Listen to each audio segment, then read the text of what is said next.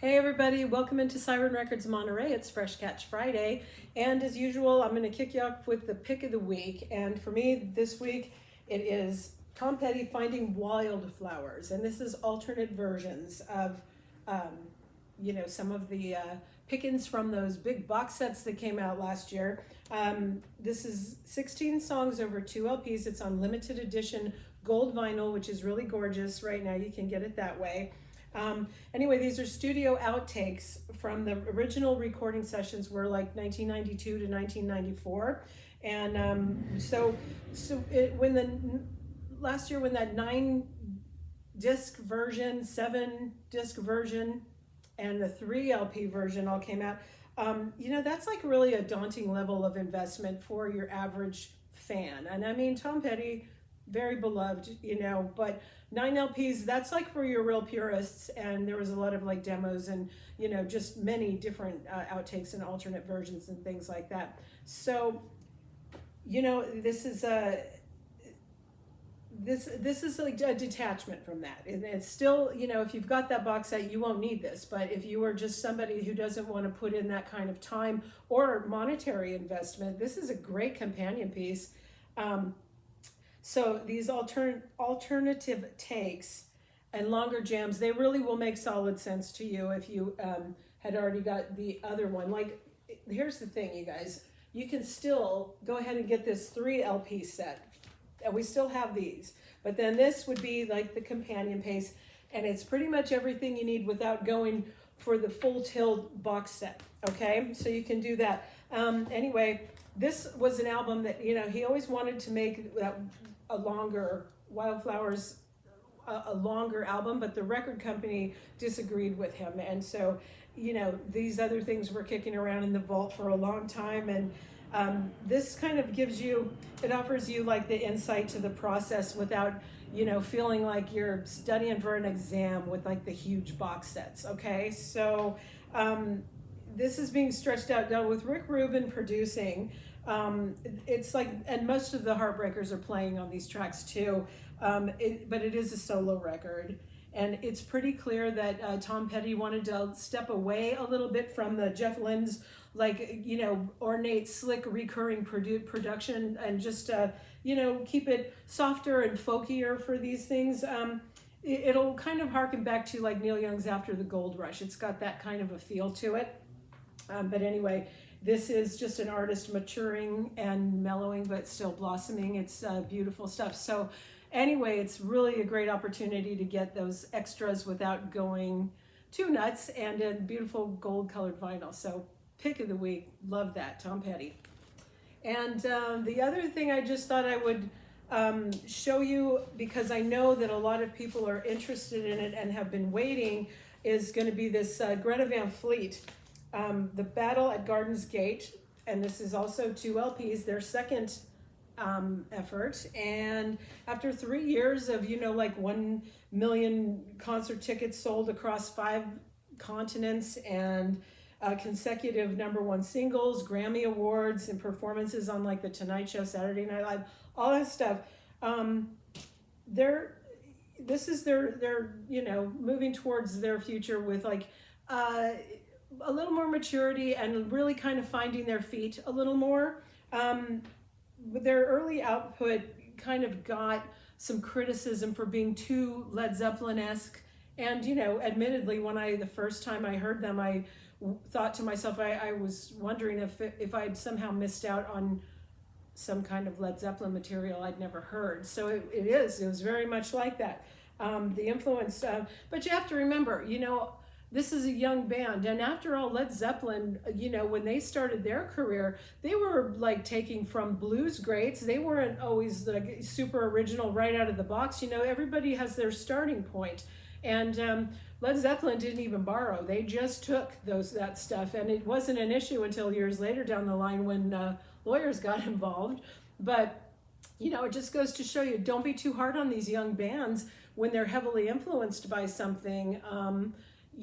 These guys are finding their way. It's a little different. This album isn't quite as Led Zeppelin-esque as the previous one, although there are those moments. But you know, you'll hear all of a sudden kind of that sounds like a REO Speedwagon. Well, you know, that sort of has like a bit of Rush, kind of Geddy Lee sounding vocals, and even like a bit of Alex Lifeson guitar kind of sounds to it. We'll have to do a little check with our Rush experts, Suzanne and Steve Kane, looking at you guys to weigh in on what you think about that. So the influences are pretty noticeable still, but it's okay. And like I said, I just don't think you should be too hard on them for that. This is undeniably a little more varied than the straight up just Led Zeppelin stuff of the first one, but you know, there's still going to be like tracks that are reminding you of other bands that you know. So like I said, just let them throw it out there. The thing is that this is very like, you know, good old loud rock and roll. You can't really understand the lyrics unless you've got a lyric sheet in front of you, but like, how's that ever been a problem with listening to rock and roll records? Not really. It's just if you're that way. That's just kind of the way that their singer's voice goes, and you know, like I said, it's very layered and very loud and stuff. Anyway, this comes to you 3 different ways. It comes on black vinyl, comes on double white vinyl, and this what they're calling tie-dye vinyl. And this one comes like kind of without the embossed foiled sleeve. It just comes this way. I don't know how many are limited. It doesn't say, but yeah, it's this kind of green. And they're, like I said, they're calling it tie-dye. I don't know so much that really looks like tie-dye, but there's 2. You can't separate them, but you can see there's 2 LPs in there. So anyway, that's Greta Van Fleet for you. And that is called The Battle at Garden's Gate. So second release from them, here for you now. Okay, so let's get into it. We have, gosh, we've got some stuff to get through. And this, remember, isn't all of it. There is more. Just gonna get everything sorted so I don't lose my space here. And where'd you go, Greta? Pardon me, guys. I'm just, John. That one goes here. Okay, here we go. Yeah. Sorry, I just have to try to keep myself straightened out, and it's kind of hard when I don't have Cass here anymore, so you know, it's everywhere. Okay, so this is Eric Church. This is called Heart. This is on EMI Nashville. Okay, so this guy is the reigning CMA Entertainer of the Year, and he's confirmed that he's got 2 albums coming out in April. This one is Heart. Next week is one called Soul, okay?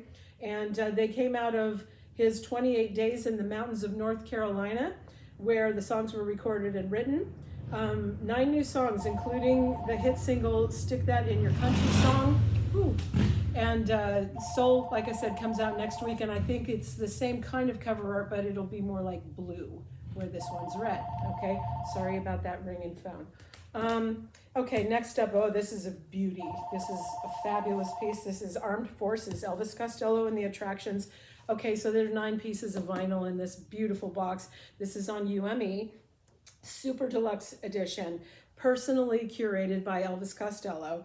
And it fully embraces, there's this artist that did this stuff originally as Barney Bubbles, epic packaging art. So it's, you know, brought that back. 9 pieces of vinyl, 7 custom notebooks containing updated liner notes from Elvis himself, and nearly 10,000 words total. So there's like a lot to dig into with that. And handwritten lyrics from the era. And it receives a brand new remaster from the original production master tapes with, but it has the sonic fidelity that's matches the 1979 UK pressing. Along with selections from the Hollywood High show. Initially, this record came out and it had a special 7-inch in it that was live at Hollywood High. And then, you know, that was like a limited run. But anyway, this has selections from that wonderful show. Let's see, it includes 3 more concerts, 23 never released live songs, including the full Pink Pop 1979 set and highlights from the notorious Riot at the Regent concert, and the December 24th, 1978 Dominion Theater show. That also includes, there was this vintage grenade slash gun poster, kind of controversial, but that's like included in this. 4 original postcards of each band member. And Elvis commissioned acclaimed artist Todd Alcott to recreate these like, pulp novel covers to represent songs from armed forces, but featuring Elvis as the star of the cover in precarious situations. But what a beauty. This is just like, man, it's a bit pricey. It's coming in for us, I think, around 171. But oh my gosh, if you've got the dough, I would love to own this, but it is pricey, I know that, but what a beauty. Awesome piece. Okay, so next this is the Deftones. This is White Pony, and this is also on Warner Brothers. Okay, so this is the 20th anniversary deluxe box edition of this, 2 double LPs, limited edition with an exclusive lithograph, 2020 remixes of White Pony. And the type of people that are doing the remixes are things like DJ Shadow, Fantagram, Robert Smith, Purity Ring, Square Pusher, stuff like that. So anyway, this is a really nice piece as well. And it's nice and thick. Those 2 double LPs in there with the lithograph. Okay, this is Duckworth, Super Good. This is on the Republic label. 2nd full-length studio release from the Los Angeles rapper. Features guest appearances from Bailey, Jean Du, Kyle Dion, Earth Gang, Glam, Radio Ali, and Julia Romana. It includes a single, Super Bounce, Coming Closer, and Quick, pressed on translucent colored vinyl. Okay, next up, this is Eve. It's called Scorpion, 2 LPs. This is in honor of the 20th anniversary of the rapper Rough Riders' First Lady, Eve. Critically acclaimed landmark platinum selling album, Scorpion. And so this is the original album is part of their Urban Legends series. So you can get that again now too. Okay, next up, gosh, I hope that this guy's name is so hard to say, but I know y'all know who he is. This is John Frusciante. This is called Maya. It's on the Time Sig label, and he's a longtime Red Hot Chili Peppers guitarist that goes in and out.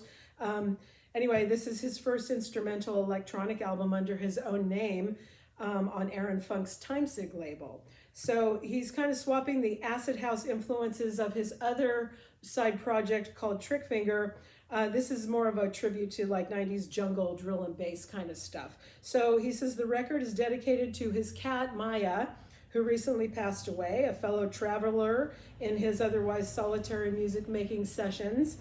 He says that Maya was with me as I made music for 15 years, so I wanted to name it after her. She loved music, and with such a personal title, it didn't seem right to call myself Trick Finger somehow. So it's by John Frusciante. Gosh, I hope that's the right way to say his name.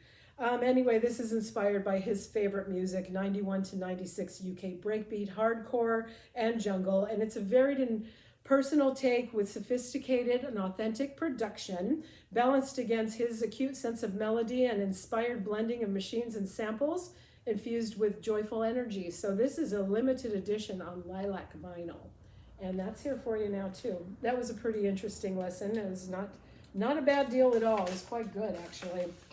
Okay, this is Havoc, and this is Point of No Return.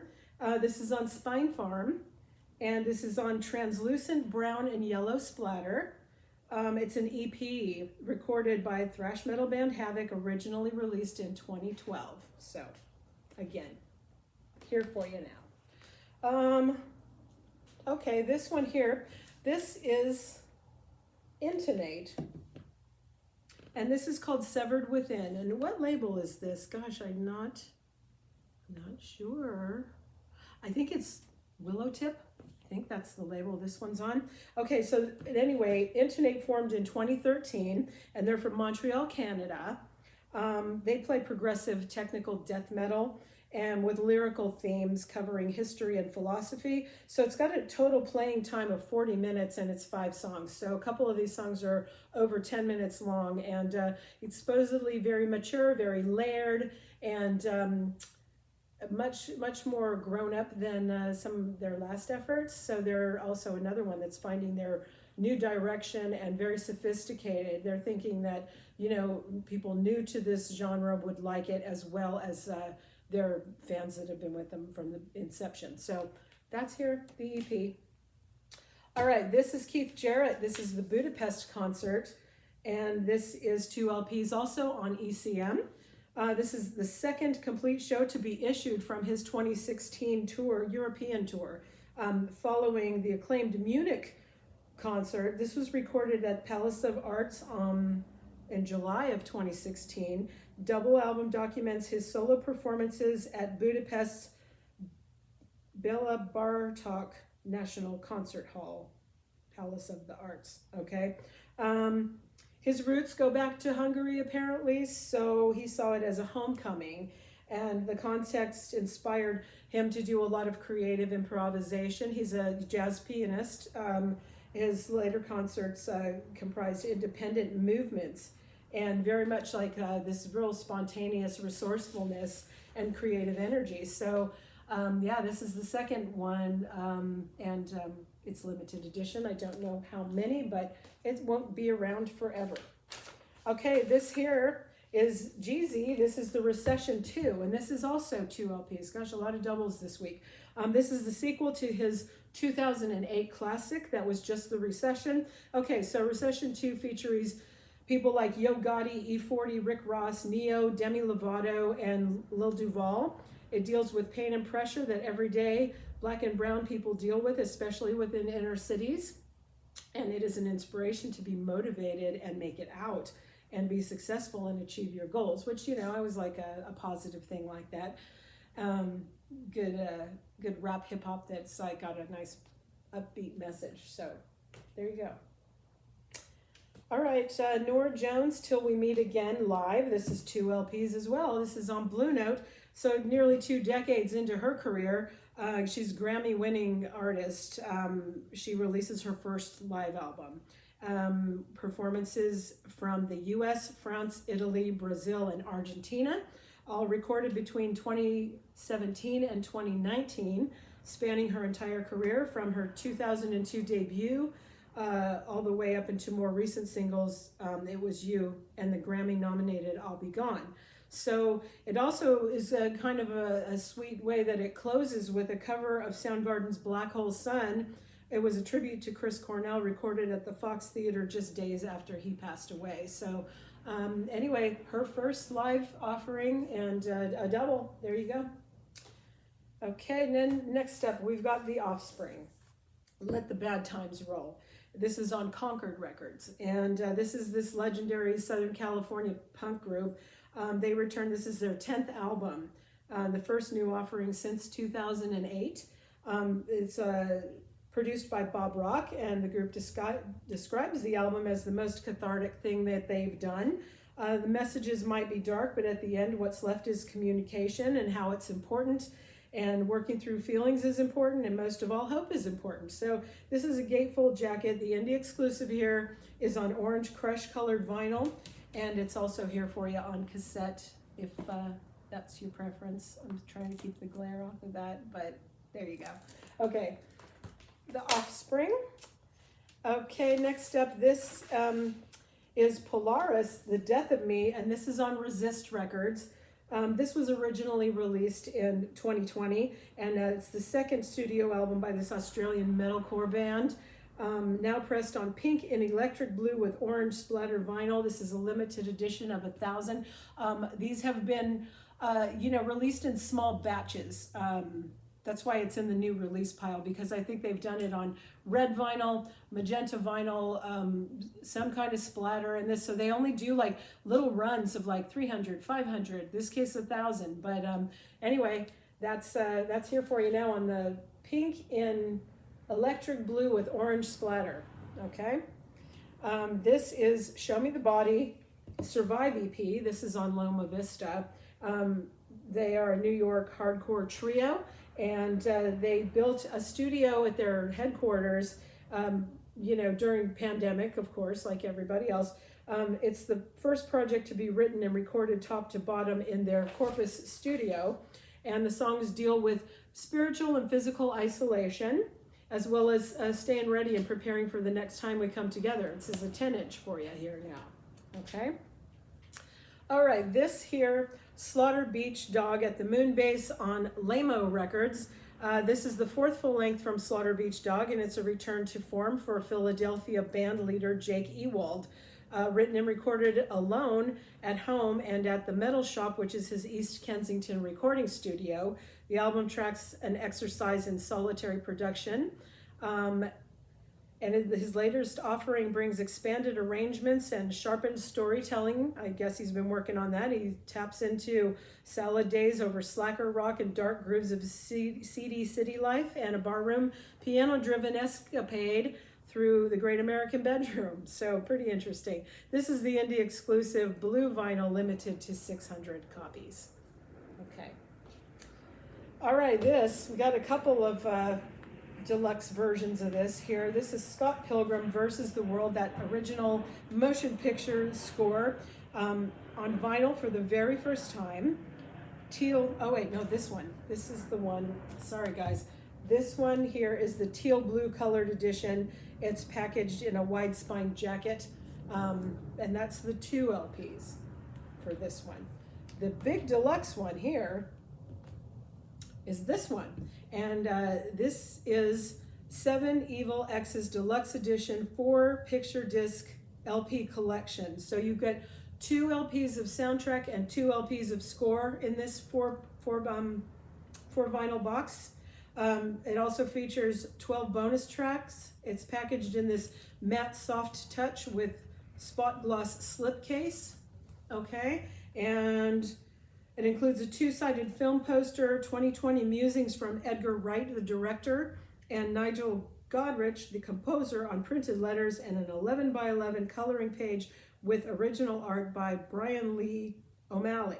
But I'm gonna flip this just so you can see. These are what the picture discs look like. See there on the bottom, the discs have a different picture on either side, and there's 4 of them like that. So that's what it looks like.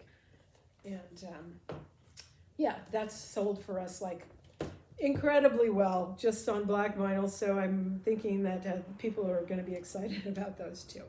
Okay, let's see. Oh, this is great. This is Toro y Moi, Underneath the Pine on Car Park Records. You know, this could have easily been also one of my picks, but I don't typically like to give you guys reissues for my picks because I just want you to, more or less have something new. But anyway, so he's from Columbia, South Carolina, Chaz Bundick, and he kind of rose to the fore of music in the summer of 2009, and just doing his own kind of bedroom pop with he and his friends, his peers, and they made these really talked about like things people started noticing, labels took notice, critics across the board. His debut album was called Causers of This, and it really showcased his ability to make like Brian Wilson pop songs, 80s R&B, and hip hop, all coalesced into this very distinct sound. Kind of hard to pinpoint him into a genre, but when he was signed to Car Park Records, the plan was originally for him to release 2 records in 2010, and 1 electronic and 1 with live instrumentation. And although it didn't quite fit into the same calendar year as his debut, this one here followed. Let's see, it's the same creative process, but just 2 different ends. One very, like I said, electronic, and this one full instrumentation from live musicians and playing together. So, he spent a year listening to film composers like Ennio Morricone and Francois de Roubaix. He returned home to South Carolina. And anyway, this is a new phase for an artist who just really defies classification. But if you listen to Toro y Moi, you already know, he does a lot of different styles. He's a very, very talented dude. We love Chaz Bundick. This one is a 10th anniversary pressing, and it's the first time on colored vinyl, and they're calling it Desert Sun Splatter, and it comes with a digital download, so it's fabulous. And that is, I've been holding it upside down the whole time. I'm so sorry, guys. That is what it looks like. And you've probably seen it before. This is a reissue, like I said, but underneath the pine, Toro y Moi. Excellent. Okay, now this is While She Sleeps, Sleep Society. This is on the Spine Farm label. Okay, looks like this. And While She Sleeps, they've made a career out of like just confounding expectations. They're very dizzying blend of like crushing metal, hardcore, and like arena-worthy anthem type hooks. So they've had a pretty, explosive career in that way. This is like another defiant step forward for a band that have spent over a decade redefining modern metal. It's like really maybe telling you the best is yet to come. Comes different ways. Okay, this is a limited edition, glow in the dark or gold nugget colored. Okay, and that's like same cover art, all that kind of stuff. But there's this super duper deluxe one, and I don't know how our buyer got this, but it's meant to be a Target exclusive. But here we are. Again, it kind of looks the same, but it's considerably thicker, and it comes in a gatefold. These do not. Let's see, it is on white, gold, magenta swirl, and it is a D2C, which is supposed to be direct to consumer. So I'm a little confused about it in that way that direct to consumer, I kind of would assume would just be download, but apparently vinyl. But then why is it going exclusively through Target? I don't quite understand that. And well, anyway, it's got that, the vinyl is really great looking. Like I said, it's this marbled, more, not really a swirl, more marbled, magenta, white, and gold, and a lot of gold on one side and magenta on the other side coming up through. Beautifully done. And then the gatefold opens up and it's a picture of the band, and then there's this really deluxe booklet inside of that. So not really sure how many of those that they pressed, but anyway, here for you, glow in the dark gold nugget. I believe it does come on black vinyl, and then this way with the swirled marbly colored vinyl as well. Okay, this is like a real heavy duty piece. This is Wicca Phase Springs Eternal, Suffer On, and this is on the Run for Cover label. And this one, talk about deluxe. This thing is the second studio album of Wicca Phase, and the first one under the Run for Cover Records, which was the former label for his previous band that was called Tiger's Jaw. Anyway, it's a kind of a sound based in hip hop, emo, and something they're calling Witch House. So, it's definitely with a name like that, kind of got those sort of like little gothy influences as well. But anyway, this thing is really deluxe. It's 2 LPs that include a full album of acoustic renditions alongside the original version of Suffer On. It has saddle-stitched photo zine featuring handwritten lyrics and over 40 photos, oversized double-sided lyric poster insert with new photography exclusive to this edition, and a faux leather case wrapped gatefold jacket embellished with gold foil stamping and a panoramic version of the original art. I guess when you open it up, it's going to have that all across the gatefold. But anyway, like I said, this is kind of a leather raised, embossed with gold and textured kind of a piece. And it's limited to 700 copies.